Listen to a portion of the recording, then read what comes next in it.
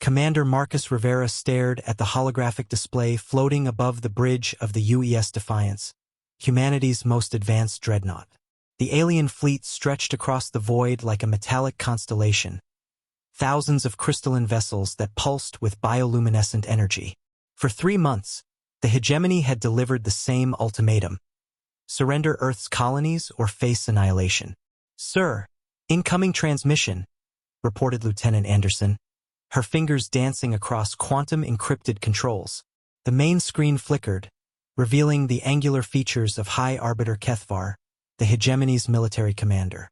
Its 4 eyes glowed with contempt as it spoke through the universal translator. "Humans, your time expires in 1 solar rotation. Evacuate your settlements or we will cleanse them." Rivera stood slowly, his weathered face hardening. Behind him, the bridge crew, representatives of humanity's finest, held their breath. Earth's colonies on Kepler 442b and Proxima Centauri b housed over 50 million souls. Evacuation was impossible in such a time frame, and the hegemony knew it.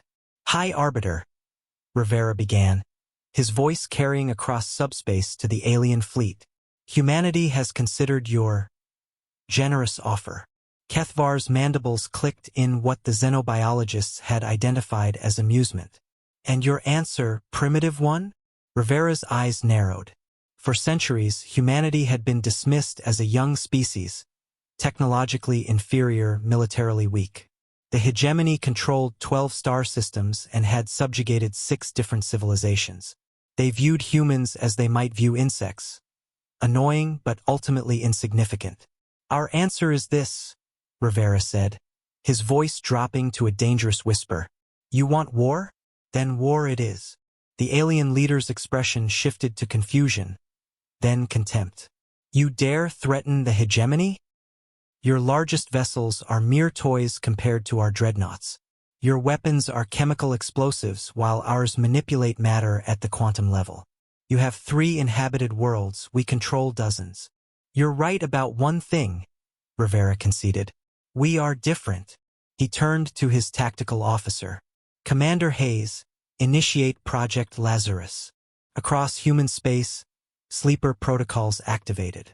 On Earth, massive orbital platforms that had been disguised as civilian manufacturing stations began to unfold like mechanical flowers. Their surfaces gleamed with exotic matter conduits and gravitational field generators. Similar platforms emerged from asteroid belts in every human system, having been constructed in absolute secrecy over the past decade. "What is this deception?" Kethvar hissed, its 4 eyes widening as sensor data flooded its command center. "The thing about humans," Rivera explained calmly, "is that we learn. Every species you've conquered fought conventionally, ship against ship, fleet against fleet. But we studied your tactics, your technology, your psychology. We learned that the hegemony sees war as a display of superior force. The human platforms began to emit a low-frequency resonance that propagated through subspace. Throughout the galaxy, every artificial gravity generator, every quantum communicator, every piece of technology that manipulated spacetime began to vibrate in sympathy. We also learned," Rivera continued, "that your entire civilization depends on quantum entanglement networks for communication, transportation, and power distribution. Every ship, every colony, every installation is connected through subspace." Kethvar's expression transformed to horror as it realized the implications. "Impossible. You cannot have." "Project Lazarus," Rivera interrupted, "was never about building better weapons. It was about turning your own infrastructure against you." The resonance frequency reached critical amplitude. Across hegemony space, quantum networks began to cascade failure. Ships lost power, colonies went dark, and communication arrays fell silent. The crystalline vessels in the fleet around Earth flickered and went dead, their bioluminescent glow fading to black.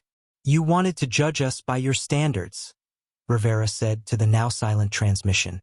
"But humanity doesn't fight wars, we end them."